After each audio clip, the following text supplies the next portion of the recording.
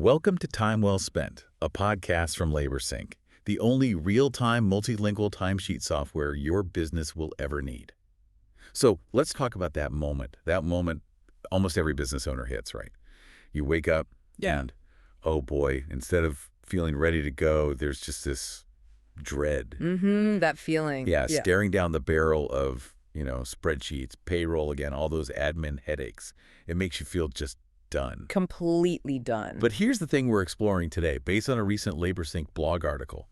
Feeling done usually isn't about needing to quit.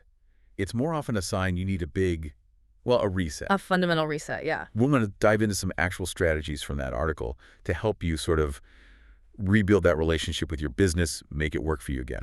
And it's funny you say relationship because that mindset shift is key. People often get it backwards, I think. How so? Well, they wait for the business to magically start feeling good, before they'll engage with it differently. Ah, right. Like the business needs to woo them back first. Exactly. But if you're showing up every day already resentful because of, say, constant payroll errors or chasing down timesheets, you're already in that negative loop. The business is a relationship. Okay. So you act to be the one to change first. You have to show up differently first. The blog article had a great tip on this. Just for 1 week, try showing up with not fake positivity, but like professional curiosity. Professional curiosity, I like that. Not forced smiles, just openness. Yeah, just observe what is working, what isn't. That shift alone can sometimes break the negative pattern. And that curiosity probably helps you remember why you even started. Right. Before it got buried under all the stress. Definitely. Most people start simple. They love the work or want flexibility, maybe control. But then payroll compliance, difficult clients, just managing everything manually, it swamps that original vision. So you need to take stock.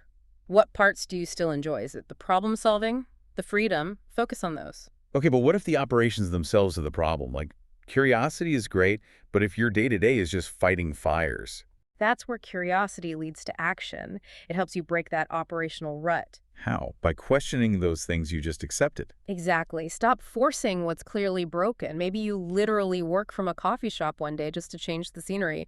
Or maybe it's finally time to ditch the paper system you thought was fine. The paperwork's fine trap until it really, really doesn't. Right. So maybe you implement a digital system for time tracking or, invoicing.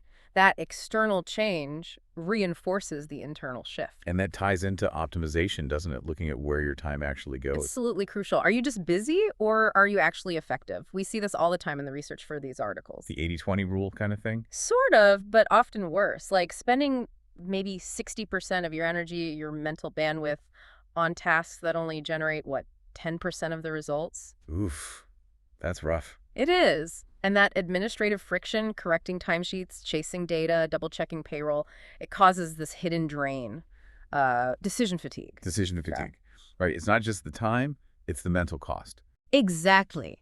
Optimizing those friction points frees up your brain for strategy, for the stuff that actually matters. That makes sense because burnout often feels like death by 1,000 paper cuts, right? It's all those little administrative drains adding up. Precisely, which is why automating those sanity savers, as the blog calls them, is so important. Sanity savers. Okay, give me an example. Well, think about tasks that consistently drain your energy.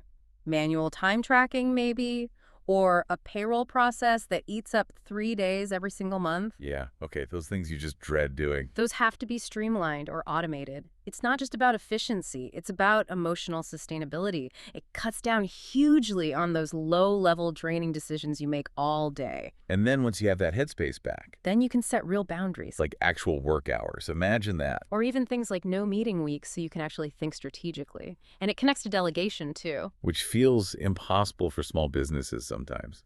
It feels impossible, but it's often necessary, even outsourcing just bookkeeping or social media.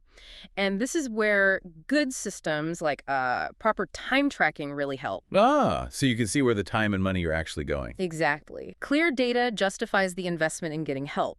It shows you the cost of not delegating. So the goal isn't just working faster, it's working smarter. More sustainably. Sustainably is the perfect word. Building systems like automating timesheet collection or fixing payroll snags prevents that whole negative spiral from starting again. It's about creating a structure that supports you. Which brings us back to the big picture.